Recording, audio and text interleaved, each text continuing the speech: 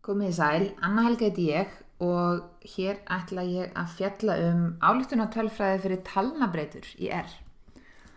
Og enn og aftur við ætlum að halda áfram að nota búlsgögnin og við ætlum bara að fara eins að og þegar við skoðum ályktunartölfræði fyrir flokkabreytur að við ætlum að taka úrtak, stærð 100 úr púlsgögnunum og vinna með það. Þannig að við skulum bara fara inn í RStudio og hér svona skildu við síðast, nú bara einu sinni enn hérna til þess að ítreka hvað við þurfum ekki að vera hrædd við að opna og loka RStudio, ég ætla bara að loka því og save workspace image, ég ætla bara að segja don't save og kannski bendi ykkur á hér að þetta hægt að stilla þetta hérna inn í global options. Hvort að hún spyr okkur þessa hluti að það svona ýmislegt hérna sem á skoða og save workspace to R data on exit ask hérna bara hægt að segja never en maður verið þreyttur á að vera spurður á þessu en þið hafið þetta eins og þið viljið og ég ætla að loka hér don't save og ræsa RStudio upp á nýtt þá opnast sem sagt þessar sömu skrár en ég fer inn í file open project ég ætla að vera í þessu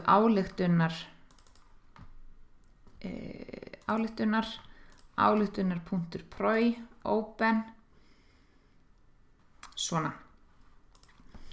Nú, vinnusvæðið okkar tómt og ég þarf að keyra library skipanirnar af því ég að byrja nýja vinnulótu og nú hreinlega vel ég bara allar línur í þessum fyrsta hluta hérna þar sem við lásum gögnin og vorum að breyta og laga til velðar allar Ctrl og Enter keyri allar línurnar og púlstablan er komin hérna. Ég keyri set seed og tek úrtakið og púls úrtakið kominn, nákvæmlega sama úrtak og við unnum með síðast og svo ætla ég að fara hérna niður og við ætlum að skoða ályktanir fyrir talnabreytur og ég hefði kannski alveg mátt setja hérna líka þetta sé svona svipuð ályktanir fyrir flokkabreytur svona glæsilegt og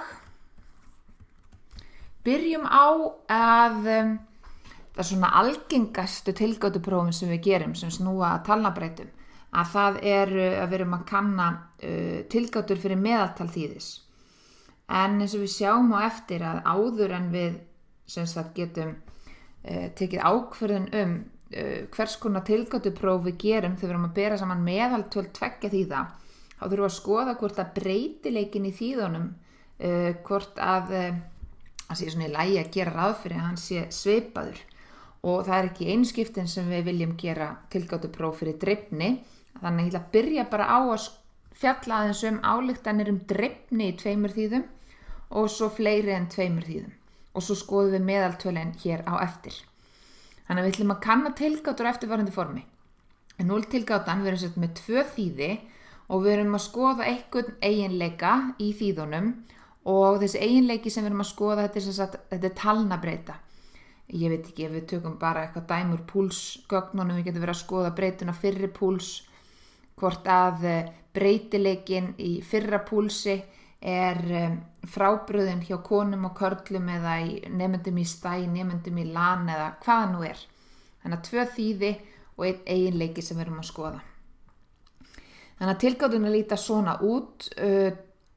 Öryggisspilið, þá erum við að skoða hlutfallið á milli þessara 2 þýða. Nú ef breytileikin nákvæmlega svo sami í þýðunum þá þetta hlutfall 1. Þetta tala sem við bara látum reikna út fyrir okkur neðra markið og efra markið á þessu öryggisspili. Nú við notum var.test aðferðina og hér nú hugtak sem ég hef ekki minnst á áður, en það sem sagt langt snið og vítt snið á gögnum. Og löngu snið á gögnum, það nú að reyna að útskýra það, eins förum bara og skoðum hérna töflun okkar. Hugsum okkur til dæmis að við værum að vinna með að við erum sem sagt að skoða, segjum bara fyrri púlsmælingarnar og við ætlum að bera saman breytileika, en skulum bara nota nákvæmlega saman, við erum með fyrri púls og námskeið, það ágætt. Þannig að ég er með 2 þýði, ég er með LAN og svo er ég með STÆ og ég ætla að skoða hvort að munur sé á breytileika eða á dreifninni á fyrri púlsmælingunum í þessum 2 þýðum.